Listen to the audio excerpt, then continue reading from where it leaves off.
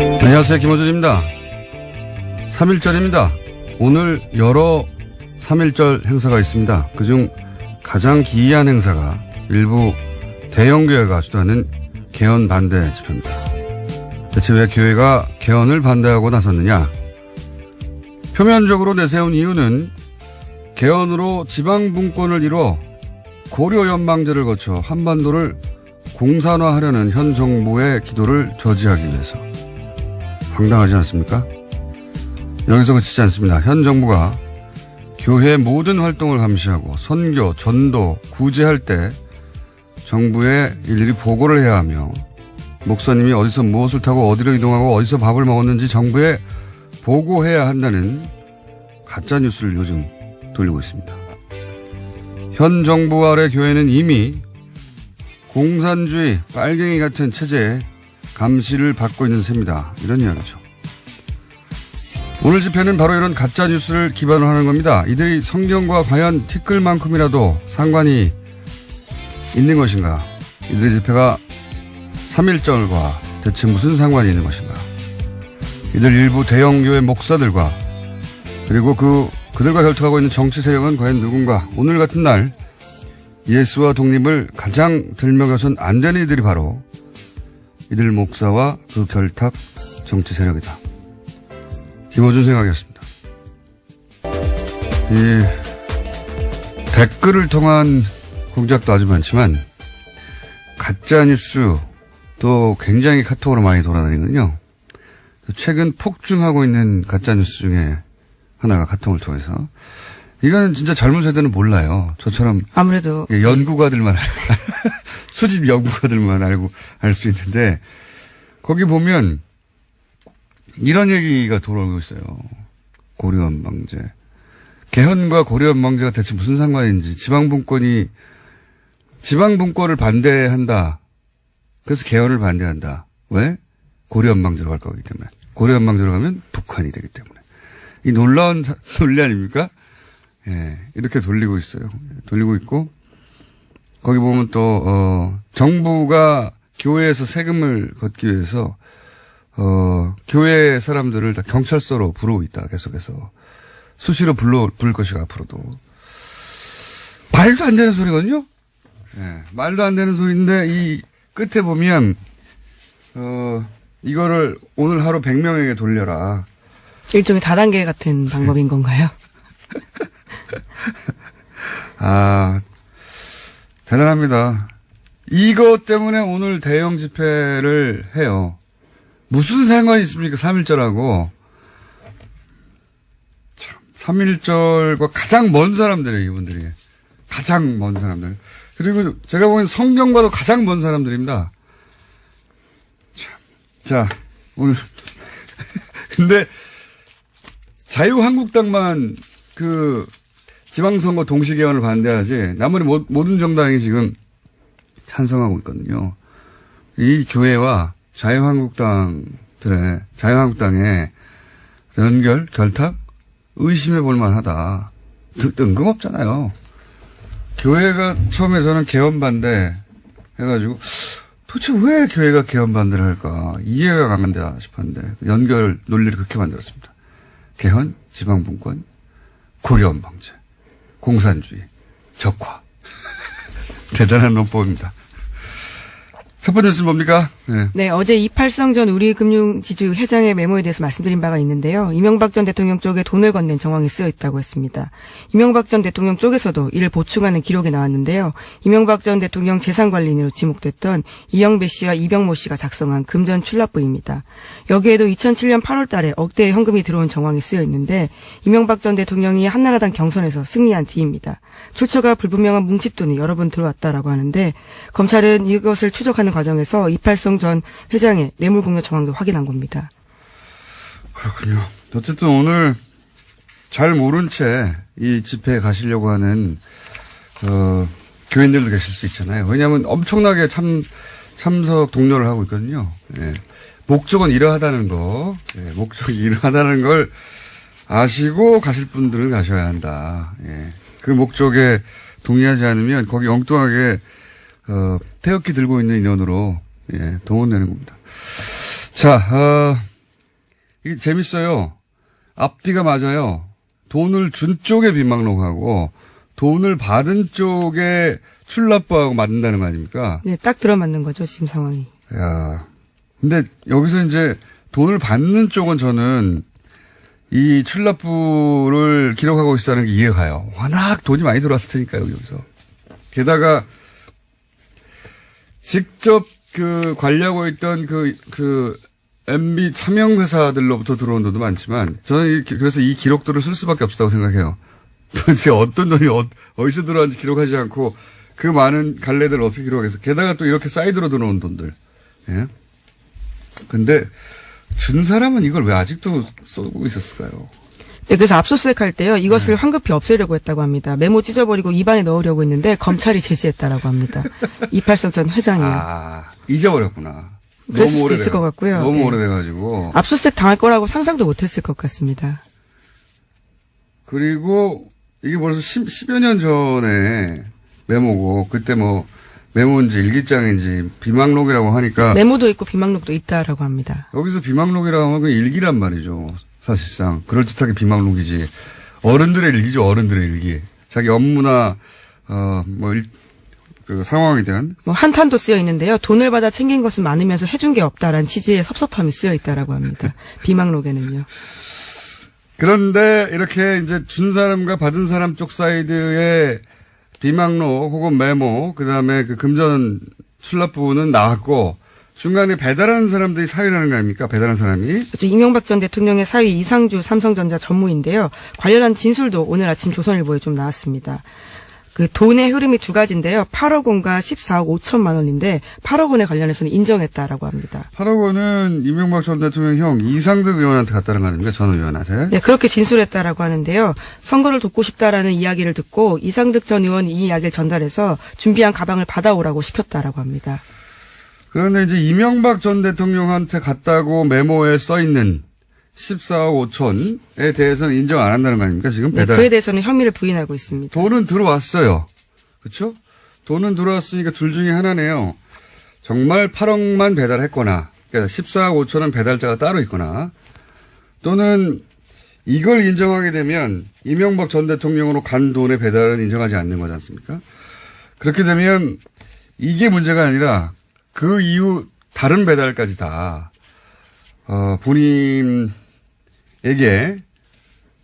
넘어올 수 있고, 게다가 본인은 삼성전자에 있었기 때문에, 그리고 지금 다스 대납이 일어난 그 미국의 로펌을 고용한 삼성전자 아닙니까? 그 삼성전자의 그 로펌을 사실은 지휘할 위치에 있는. 네, 임원 중에 하나입니다. 네, 총괄하는 지위에 있었단 말이죠. 그러니까 본인이 담당이었어요. 그러니까 그 돈의 흐름 속에 본인의 책임 소재도 분명히 있을 수 있는데, 게다가 이명박 전 대통령과 삼성의 거래가 그것뿐이 아니라 추가적으로 더 있었다면 계속해서 등장할 이름인데, 본인이 또 검찰 출신이면 법률가 아닙니까? 어딘가에 선을 그어야 되겠다 싶었던 것 같아요. 근데 어쨌든 일단 이미 돈 배달의 통로가 된 것까지, 그게 이상득이든 MB든 SD든 MB든 그건 드러난 거죠, 이제. 예. 네, 그래서 대질하자라고 검찰이 제안했는데 이에 대해서 받아들이지 않았다라고 합니다. 받을 수 없겠죠. 예. 여기서 저는 주목한 대목이 이겁니다. 이팔성 전 회장. 모르는 사람이 아닌 거예요, 현재.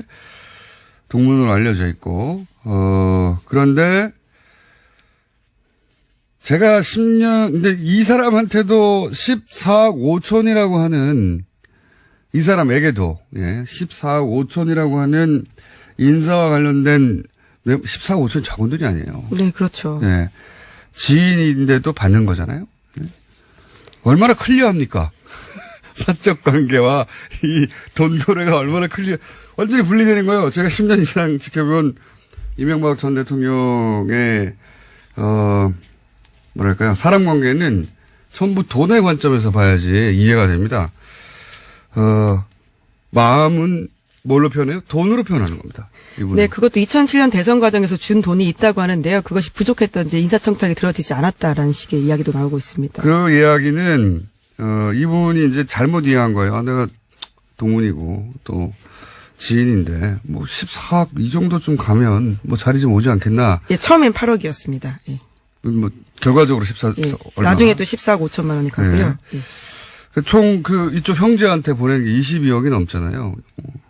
22억이 어디 작은 돈입니까? 22억을 움직일 만한 돈이 있는 분인 거죠. 근데 이제 본인이 원하는 자리에 못 갔어요. 불만도 많이 써 있었다는 거 아니에요. 그랬다는 것은 더 많이 준 사람이 있었다는 겁니다. 그렇게 생각해야 되는 거예요. 마음을 돈으로 표현한 분입니다. 돈으로 표현한 마음만큼만 받아들이는 것이 이명박 전 대통령이에요. 예. 그러니까 이분 하나가 아니다. 제가 보기에는 절대 마음은 돈으로 표현된 것만큼만 받아들이는 그렇게. 네, 그래서 대왕록을 보면요. 당시에 2008년 초에 이명박 전 대통령을 원망하는 대목이 꽤 나온다라고 합니다. 그때만 하더라도 여러 차례 이름이 올랐는데 다 낙하산 논란으로 전문성이 떨어진다는 이유로 낙마했었거든요. 자, 더 많은 돈을 받은 사람도 있을 겁니다. 네. 그러니까 이 주요 보직에 간 사람들을 있었습니다. 그때 당시에 금융기관에 주요 보직에 간 사람들. 네, 당시 4대 천왕이라고 해서도 낙하산 논란이 있었습니다. 김승리, 어윤대 그리고 강만수 이렇게 있었습니다. 아는 사람이었으니까 이런 건 없겠지. 라고 생각하면 오산입니다. 다 있었을 것이다, 다. 예. 제가 봐온 이명박 전 대통령은 그렇게 공과사를 엄격하게 구분하시는 분입니다. 네. 자, 다음 뉴스는 뭡니까? 네, 삼성에 대납한 다스 소송비가 알려진 40억 원 말고도 더 있다라는 보도를요, 어제 저녁 SBS가 했습니다. 애초 알려진 금액보다 20억 원 더 많다라는 단서를 검찰이 확보했다라는 건데요. 어제는 이와 관련해서 삼성그룹의 재무 책임자였던 최도석 전 삼성카드 부회장을 소환했습니다. 자, 삼성은 여기서 싸게, 싼 티켓 끊고, 이제 빨리 가고 싶겠지만, 이제 시작이라고 저는 봅니다. 이제 시작. 삼성 관련해서는 계속 나올 것이다. 검찰도 이 정도에서 절대 덮으면 안 된다고 봅니다. 사실 이재용 부회장이 안 나왔으면 시작되지 않았을 수 있거든요. 이게. 예. 이재용 부회장의 석방을 그렇게 무리하게 했으면 삼성도 대가를 치러야죠. 예. 다음 수는요? 네, 검찰이 이명박 전 대통령 아들 이시영 씨가 다스를 지배하기 위해서 프로젝트를 꾸몄던 정황을 확보했다라고 합니다.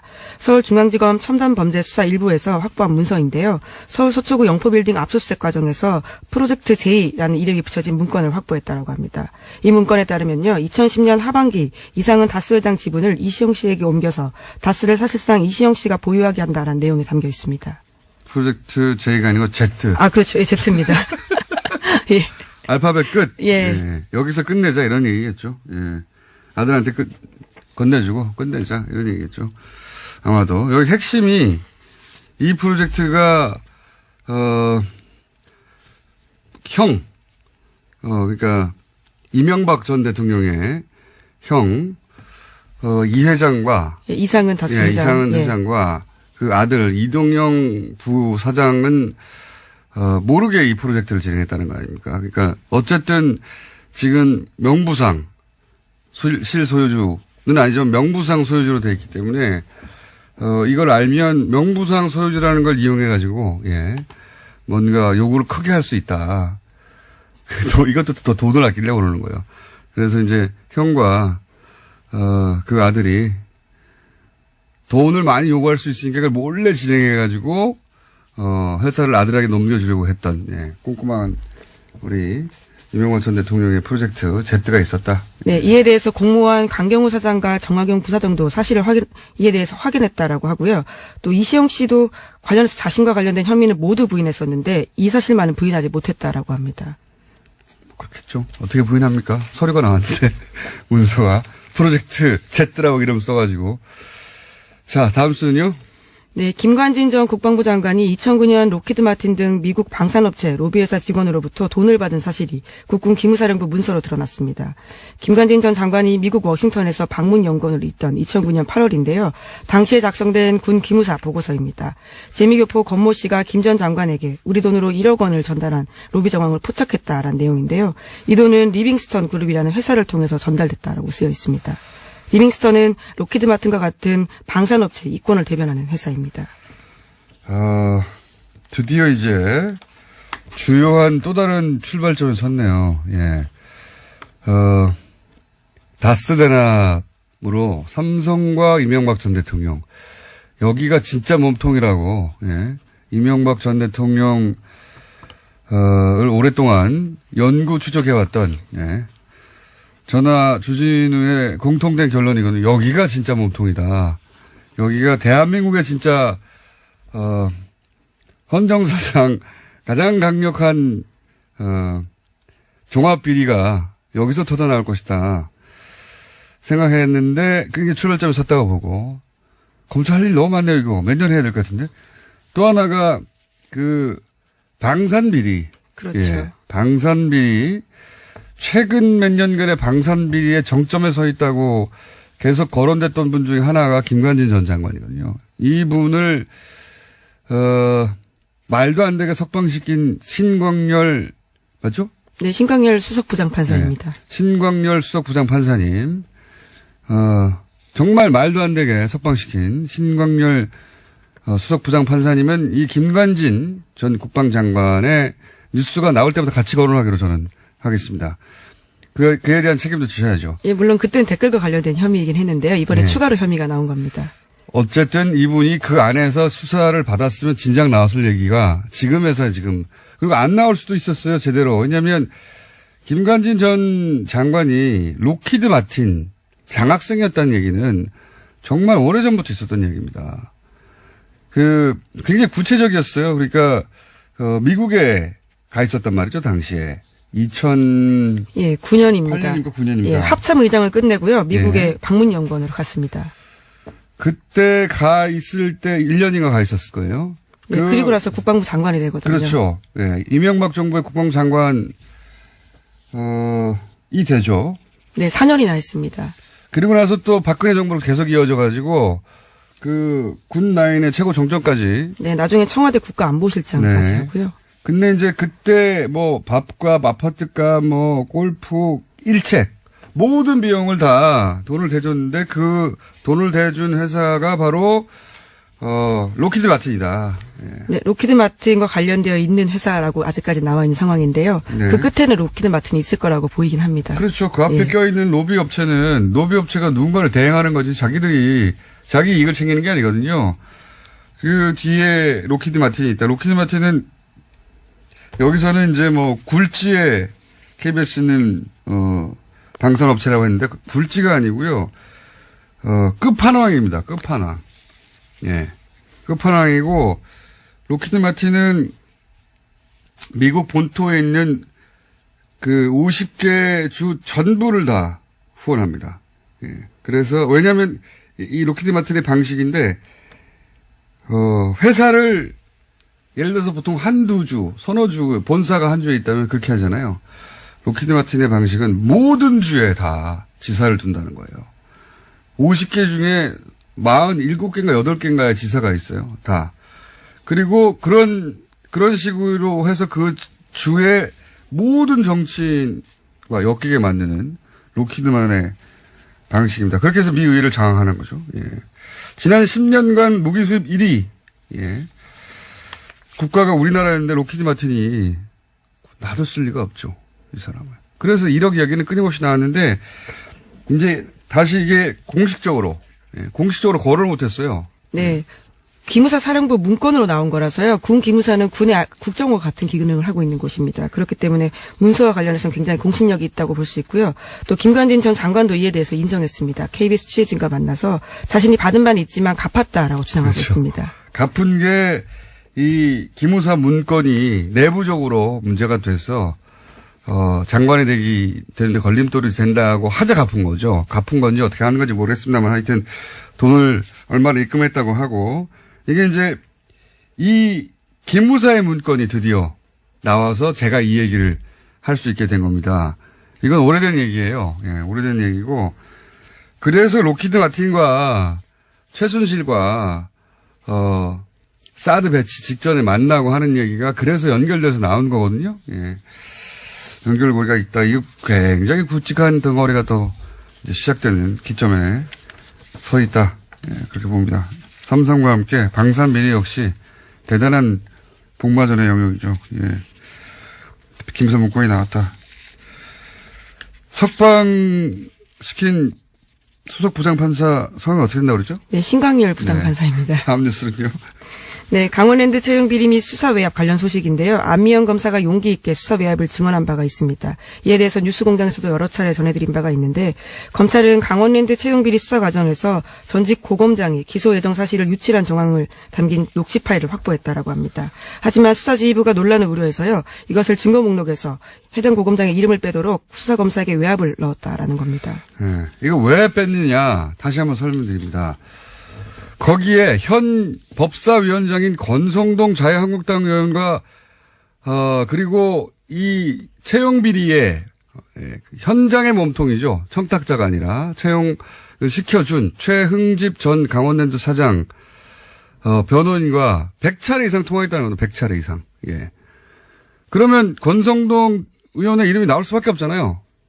그것도 그 통화가 대포폰으로 그 통화 내용 중에 보면 또 권성동 의원의 이름이 계속 나옵니다. 거기 보면은, 이 사건이 이제 계속 진행이 되니까, 예, 이에 대해서 물어봤냐라는 식의 그렇죠. 확인을 서로 하고 있습니다. 그다음에 뭐 춘천지검 통해서 세게 챙겨야 한다. 뭐 권성동 의원에게도 세게 챙겨달라고 했다. 뭐 이런 거.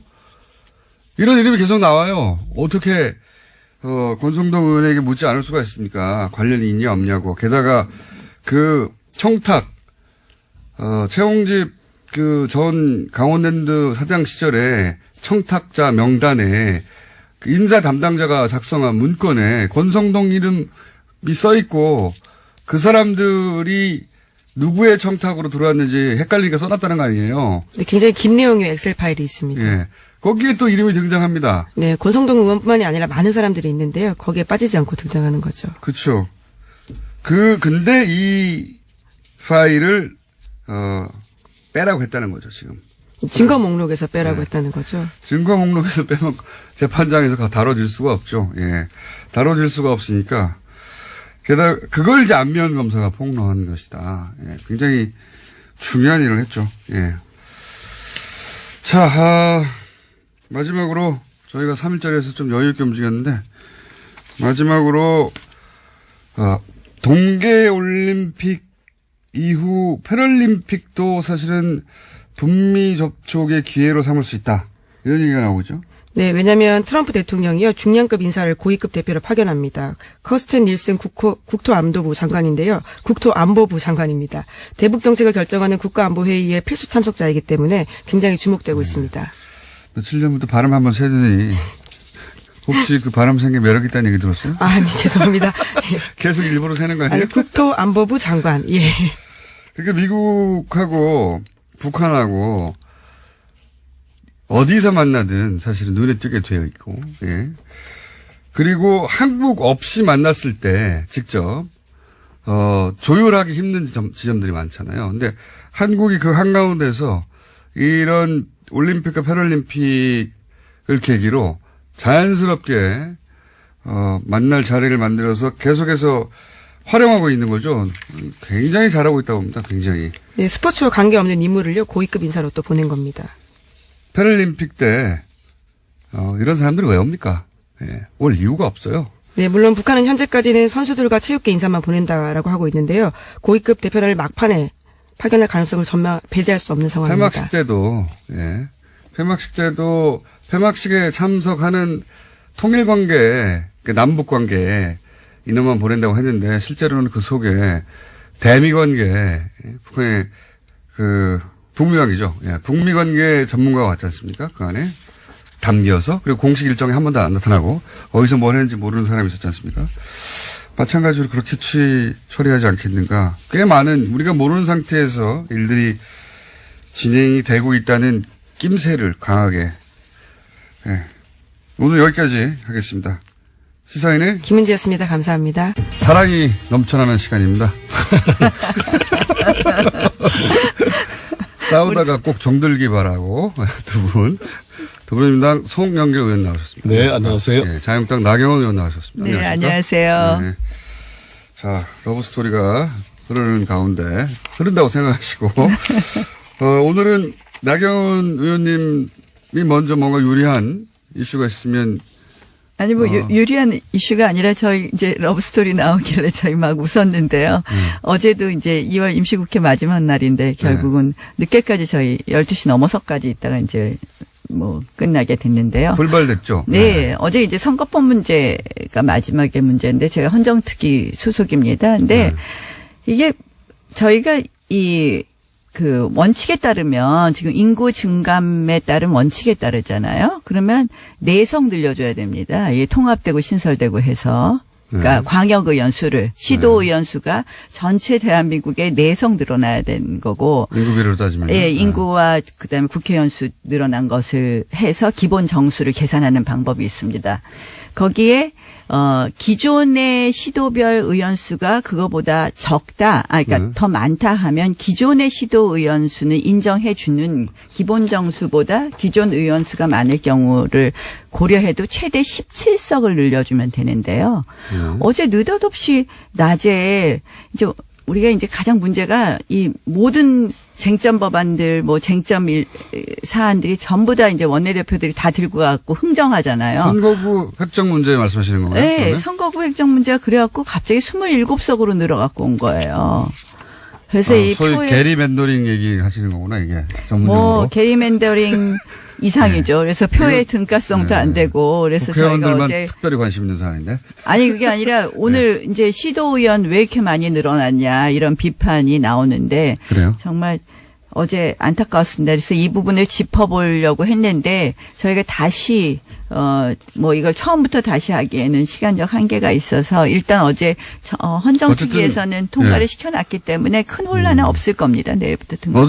어제 선거구 획정 문제로 크게 여야 간에 논쟁이 있었군요. 네, 이게 정말 갑질 아니겠어요? 오늘 예비선거 등록을 해야 되는데 선거구를 획정해주지 않으니까 지방의회 출마할 분들이 예비 등록도 못하고 있는데 그러니까 아니요, 평소에 이제 좀 그 국회 보이콧하지 마시고 좀 미리미리 아니 그게 공부를 해서 아니라 이걸 제출을 무슨 해줬어야지. 말씀이에요?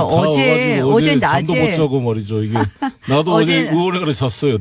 집에도 어제 못 들어가고. 낮에 지도부에서 갑자기 그러네. 27석으로 합의를 해왔는데 거기 보면요. 오케이, 얼마나 그건 자기들이 웃기게 잘 합의가 돼 처리해서. 있냐면 인천의 경우에요. 같은 53만 구가 2개 있고 51만 구가 하나 있는데 53만 구 2개인 남동구하고 부평구는 인천광역시 의원이 6명으로 갑자기 늘어나고 51만인 서구는 4명이에요. 2만 차이에 2명의 광역의원의 차이가 있다는 거는 도대체 표의 등가성에 맞지가 않죠. 그러니까 저희가 예민할 이거는- 수밖에 없다. 그러니까 이거는 지역에. 예. 우리의 이익 불이익 문제가 아니에요. 인천 서구 늘려줘봤자 저 바른미래당하고 더불어민주당 그러니까 이 국회의원인데요. 김영철 저희는 논란 하지 원칙을 마시고 지키자는 이거 거예요. 이것 원칙을. 가지고 좀 미리미리 국회에서 좀 아니, 논의를 많이 이거는 했으면 좋을 것 같아요. 이건 여야의 문제가 아니라 지금 아니, 이런 그러니까 식으로 해서 이 상임위나 또 위원회에서 좀 원칙을 갖고 하는 부분이 갑자기 이렇게 무시되고 나영원님의 주장은 하는 이게 거에 원칙이 대해서 원칙이 지켜지지 않은 부분에 지켜지지 대해서 않았다는 예, 것이고 말씀을 송 드립니다. 의원님은 그리고 결과적으로는 의원 수가 엄청 늘어나지 않았습니까? 저는 특위위원이 아니라서 구체적인 건 모르지만 그래서 좀 우리 국회가 김영철 이 왔다 간 사람 가지고 어제 긴급 현안 질의까지 한 거잖아요. 그런 정성을 반이라도 쏟았으면 이 문제는 이미 해결됐다고요. 자, 왜 김영철로 이거 가지고 넘어왔습니다. 불필요한 국회를 공전시키고. 자, 왜 김영철 이게 지금 저희 문제인지 아니, 모르겠어요. 그러니까 김영철 갑자기 이걸 네. 이상하게 공격하시는데요. 네. 아니 그 어제도 그거는 긴급 현안 질의하면서 제가 처음 질의를 했는데 좀 답답해서 지금 지방의원 수를 말하고 있는 겁니다. 지금 국회의원이 아니라 그죠? 네, 그렇습니다. 네. 그러니까 오늘 비판이 국회의원들이 본인 수족인 지방의원 수 늘렸다 이런 비판 받지 않습니까? 네. 결국 그래서 원칙 없이 저희가 하면 안 된다 이런 이야기입니다. 오히려 나 의원님은 그렇게 늘리는 거가 문제가 아니라 원칙이 없다 이렇게 아니, 지적했을 늘리는 뿐이다. 것도 문제예요. 그렇군요. 예, 네. 알겠습니다. 그래서 네. 뭐 원칙에 따르면 최소 4석 최대 17석 이상 늘어나면 안 되는데 27석 늘어났고. 송 의원님은 진작에 일 좀 잘하지 이런 이야기고요. 자, 더 넘어와서 김영철로 넘어오겠습니다. 네. 김영철이 왜 그렇게까지 자유한국당에 중요했습니까? 아, 저희가 왜 반대했느냐고요? 반대 정도가 아니라 최근 최대의 퍼포먼스를 하신 걸로 제가 최근 6개월. 아시다시피 이제 저희가 이 받을 수 있는 사람과 받을 수 없는 사람 결국 그 천안함 폭침의 주범 아니겠습니까? 김영철은 우리 다 아시다시피 그 당시에 이제 대남 정책국 부분이 북한 개편되면서 국방위원회 직속인 정찰 총국의 총국장을 맡았었기 때문에 김영철만은 안 된다라는 것이었고요.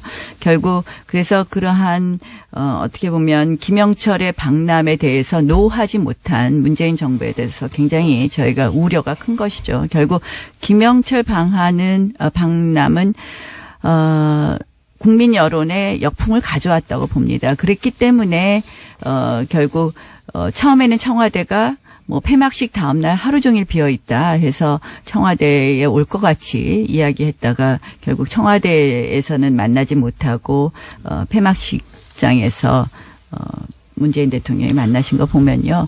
결국 김영철 방남은 오지 말아야 될 사람을 문재인 정권에서 받아들인 것이고 이것으로 국민 역풍이 왔다고 생각을 합니다.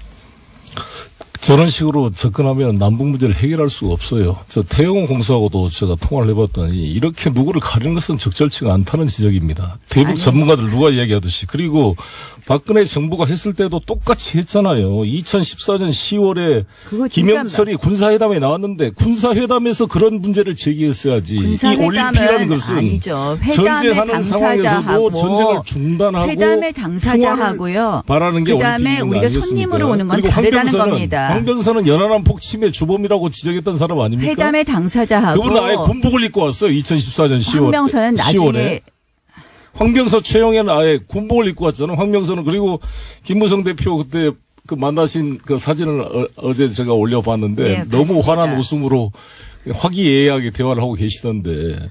황병선은 이제 김정은 후에 김정은이 들어온 후에 이제 등장한 사람이고요. 저희는 이렇게 생각해요. 황병서와 지금 해야 될 최영애라는 사람은요. 현재 넘버 2입니다. 현재는 최현의 넘버 2죠. 아들일 뿐만 아니라 김정일, 김일성 3대 1에서 충성을 한 최핵심인데 이런 자, 이렇게 사람이 봅시다. 실제 결국 지시 국민 없이 여론 이게 역풍으로 인해서 김영철이 도발이 왔다 갔는데 가능하겠습니까? 깜깜이 방문을 했어요. 전혀 지금 목소리도 내놓지 못하고 아니, 사진 한 장 중요한- 내놓지 못하고 있습니다. 이거 잘했다고 생각하면 그렇게 하겠습니까? 이 그리고 중요한 나서 문제를 김영철의 방남에 대해서 미국과도 상의해서 결국은 왔다는 거 천안함 아닙니까? 폭침의 이낙연 총리 주범이 답변을 아니다를 넘어서 주범이라고 단정할 수 없다를 넘어서 마치 북한 소행마저도 이 부인하는 것 같은 느낌이 드는 거예요. 지금 결국 저는 이 정부가 원칙을 이번에 갖고 중요한 북한 게 그 문제를 같이 접근하지 따라왔던 않으면 안 된다는 최강일 거죠. 씨하고 저는 김영철을 앨리슨 대화에 후크간의 그 만남을 아니 중계하는 게 의미가 있었다고 저기 생각을 합니다. 남북이 잠깐만요. 뭐- 오늘 사우트가 너무 구분이 안 돼가지고 웬만하면 제가 특별히 또 아니, 중요한 봐보세요. 선거가 미국과의 대화 용이 있다는 걸 밝힌 것은 의미가 있는 거 아니 아니겠어요? 대화 그리고 용의 우리가 대화가요 내용이 최초로 다릅니다. 대통령께서도 비핵화 아니 문제를 언급을 송영길 했어요. 의원님 저기 북한이 비핵화 대화 얘기하는 것 같습니까? 자 미국이요 아니, 어제 대화를 마크네퍼 시작하는 겁니다. 아니 말씀 잘 자, 들어보세요. 오늘은 너무 싸우는 대화의 미국도 같이 해야 의미가 되는 거예요. 아니 대화의 미국도 의미가 북한에 대해서 다르다는 핵 선제 거예요. 공격을 하지 않겠다는 약속을 같이 아니, 해줘야 됩니다. 자, 잠깐만요. 잘 같이 들어보세요. 논의가 시작되는 겁니다. 이제. 북한은 두 분 잠깐만요. 자신이 핵 일단 보유국을 나 의원님 발언하십시오. 먼저. 아니, 그러니까 예, 예. 대화의 의미가 다른 겁니다. 네. 핵심이 뭡니까 여기서 아니 문제. 그런 것도 북한은 만나서 이야기를 해야 될 거 잠시만요. 아니겠어요? 만나서 자, 왜 아무것도 이야기를 해야 발표하지 안 말리는데 못합니까? 오늘은 정말 말리는. 왜 아무것도 발표하지 못합니까? 유의미한 합의가 없거나 발표했잖아요. 아니면 발표하면 역풍날 것밖에 아니 없는 미국과 대화 합의가- 용이했다는 걸 발표했잖아요. 그거는 아니죠. 자, 그럼 여기서 제가- 대화가 뭐가 다르냐면 제가 두 설명드릴게요. 분의 대화가 들리지가 않기 때문에 예.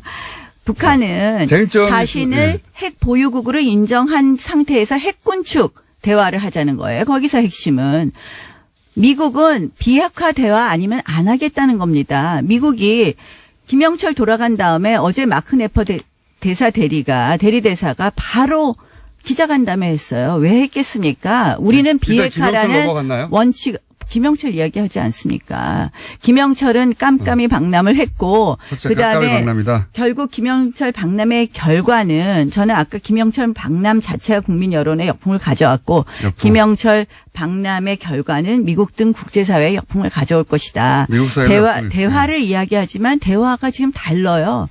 이쪽은 저 핵국가를 인정하는 거에서 군축하자는 거고 이쪽은 비핵화를 전제로 하자는 거예요. 이 갭을 어떻게 메꿀 것이냐. 지금 문재인 제 정부가 답변을 기회 주세요. 자, 지금 전혀 다른 대화를 얘기하고 알겠습니다. 있어요. 자, 이제 짧게 요약하면 첫째 깜깜이 방남했다. 둘째 역풍이 국내외적으로 불게 되어 있다. 이런 인사의 방남은 셋째 이쪽은 비핵화, 이쪽은 군축을 얘기하고 있다. 서로 완전히 다른 얘기하고 있다. 여기까지입니다. 네. 네. 아무튼 전 국민들이 그날 영미를 외치면서 금메달을 정말 바라고 있을 때 왜 영철을 외치고 있었는지 저는 이해가 안 되는데 일단 우리 나경원 의원이 말씀한 대로 북한의 의도는 핵을 가능한 인정받고 핵 동결하면서 평화협상으로 가고 싶은 생각이 있겠죠. 그걸 부정한 게 아닙니다. 미국 역시 비핵화가 아니면 대화하지 않겠다 그랬습니다. 서로 간의 입장 차이가 크기 때문에 이것을 중개해서 대화를 해서 문제를 풀어보려는 거 아닙니까? 그래서 문재인 대통령의 이런 정말 온 힘을 다한 노력으로 미국도 약간 양보를 했어요. 프릴리머러리 토크를 하겠다. 즉 예비적 대화, 탐색적 대화를 하겠다는 것까지 끌어낸 겁니다. 이것은 성과고요. 북도 지난번에는 비핵화를 이야기만 하면 회담장을 박차고 나가겠다 그랬어요. 근데 이번에 우리가 조심스럽게 접근해서 핵심적인 문제를 풀자 그러다가 비핵화 문제까지 이번에 제기를 한 겁니다. 자, 진지하게 경청한 겁니다. 그리고 미국과 대화 용의가 있다는 말까지 나온 거잖아요. 이것을 긍정적으로 보고 발전시켜갈 생각을 해야지. 아니 서로 생각이 다르니까 대화를 하는 거지. 똑같은 입장이면 무슨 대화의 필요가 있습니까? 대화의 목표가 다르기 때문에 안 된다는 목표를 것이고요. 중재하고 만들어내지 않으면 전쟁으로 가자는 것입니까? 이 한반도에 지금 서로 간에 부딪히는 치킨 게임을 하고 있는데. 대화를 하지 말자는 거 아니에요. 미국과 남북 간의 대화를 하긴 해야 되겠죠. 그런데 그렇죠. 지금 원칙이 전혀 다른데 문재인 정부가 운전대에 앉았다고 하면서 억지로 이 둘이 대화할 수 있는 조건을 잘못 만들면 뭘 잘못 만들어요? 저는 지금 잘 만들어가고 있잖아요. 가장 큰 문제가 뭐냐. 결국 미국한테만 안심시킬 수 있는 비핵화 대화가 아니죠. 결국 핵 동결 수준에서 대화를 마무리했을 때 그 핵은 그렇게 하지도 한국에서는 왜 그렇게 전제하고 말씀하세요? 지금 그렇게 의도가 불거진다니까요. 아니 논의를 해가고 있잖아요. 철수에 배부른 게 아니잖아요. 이걸 단계적으로 그러니까 비핵화는 말도 못 꺼내게 하고 비핵화 문제는 남쪽과 대화할 주제도 아니다고 통미동남의 입장이었습니다. 북이 그동안. 그런데 지금 문재인 대통령과 상의하고 같이 비핵화를 이야기하고 오죽 북한이 급하면 상의하겠습니까? 아니, 그러니까 오죽 대북 제재로 인해서 북한이 괴로우면 그렇게 하겠습니까? 아니, 그러니까 근데 이러한 단추를 아니죠. 이러한 단추를 잘못 끼워갖고 결국은 이번에 평창올림픽 어떻게 됐습니까? 처음에 대북 제재에 대해서 구멍 내다가 마지막에 김영철 박람 마식령 스키장에 간 게 대북 제재 위반 아닙니까? 이게 무슨 위반입니까? 항공기 띄우고 마식령 스키장에 가서 돈 준 게 대북 제재 위반 아닙니까? 다 상의돼서 왜 아니죠. 상의되다니요. 대북 제재 위반인데 이거 한번 익스큐즈 해달라고 한 거 아닙니까? 북의 행동에 대해서 규제를 해야지. 일반 스포츠 외교 평창 올림픽이라는 것은 스포츠가 오는 것에 대해서는 저도 환영합니다. 아닙니까? 평창 패럴림픽에도 선수단 오는 거 환영합니다. 스포츠를 갖다가 정치회장으로 악용한 부분에 대해서 말하는 겁니다. 무슨 정치를 악용해요? 북한 선수단이 더 많이 오는 거 환영합니다. 스포츠를 통해서 풀어가는 것이죠. 그거는 말이 안 되죠. 마식령 스키장에 가서 쓸데없이 무슨 남북한 대표 선수 훈련도 아니고 가서 보내갖고 하늘 열고 만경봉호 원래 올 수 없는 달이 없는 데 오게 하고 우리 선수들이 말이 됩니까? 그래서 민간 항공기를 타고 거 감동스럽지 않습니까? 그것을 저는 너무 감격스러워서. 송 의원님. 남북의 미사일이 날아간 상황을 항공기가 날아가면 얼마나 좋은 현상입니까? 감동과 감격으로 풀 문제가 아닙니다. 그런 낭만적 민족주의로는요. 북한 핵 문제 절대 해결하지 못합니다. 낭만적 민족주의. 우리 민족끼리 과연 해결할 수 있을까요? 미국은요, 냉정하게 생각하면 미국은 ICBM 문제만 해결이 되면요, 본인들 어떻게 보면 북핵 문제에 관심 없을 수 있습니다. 그럼 어떻게 되느냐? 핵의 인질은 남한만 되는 겁니다. 대한민국만. 어떻게 낭만적 민족주의를 그렇게 말씀하십니까? 자, 낭만적 민족주의까지 하시고, 한번 답변하시고 다음 주로 넘어가 주시죠. 남과여 노래도까지 들으잖아.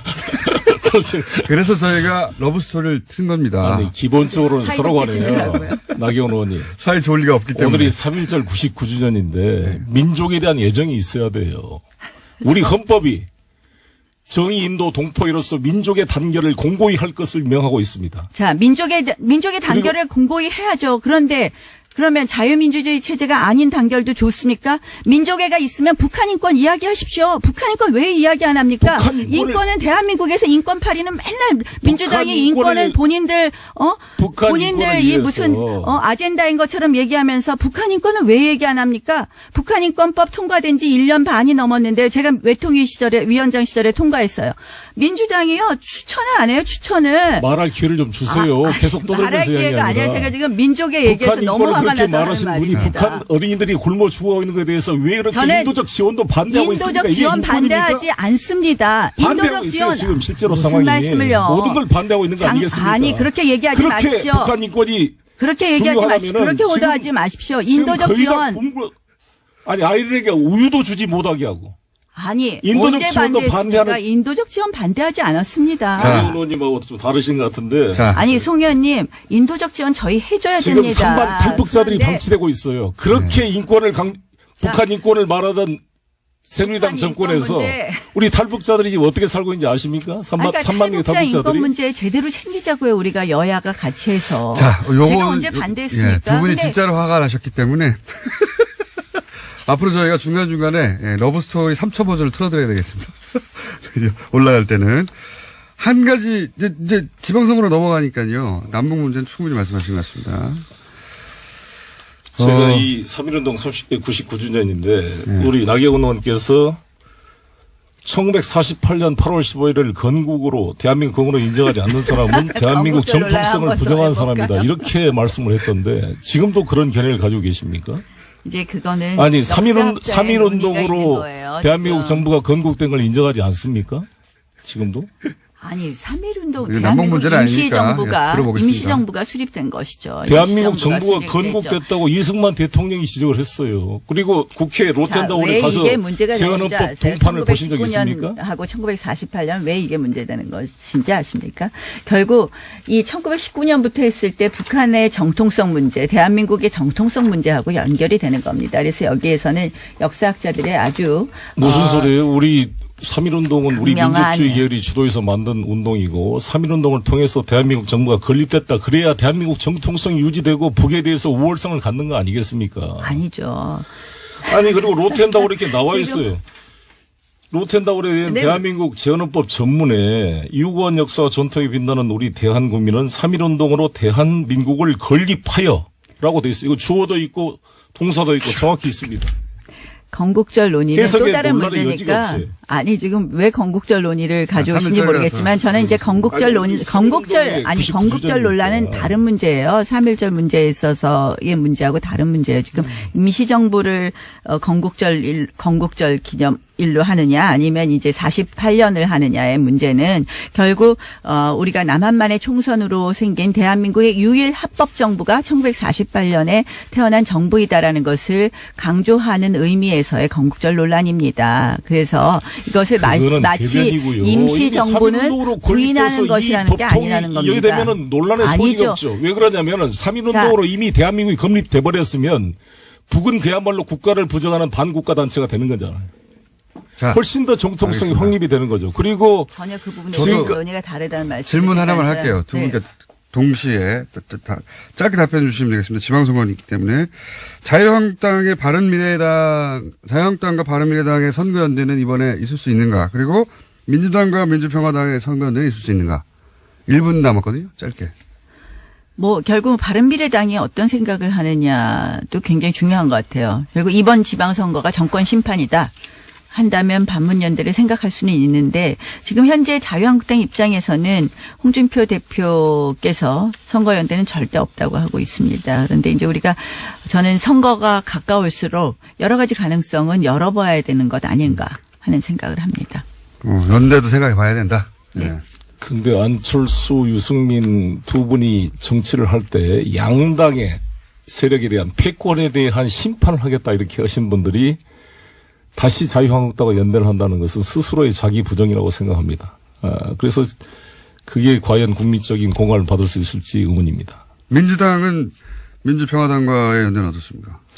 우리야 일관되게 동등의 가치를 가지고 연대할 수 있다는 입장을 가지고 있죠. 그러나 현재 우리 당의 입장은 우리 힘으로 국민과의 관계 속에서 투명하게 나아갈 것이라고 생각합니다.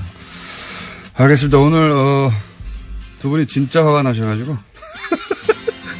송영길 의원, 나경원 의원이었습니다. 나는 김영철에 대한 논란이 너무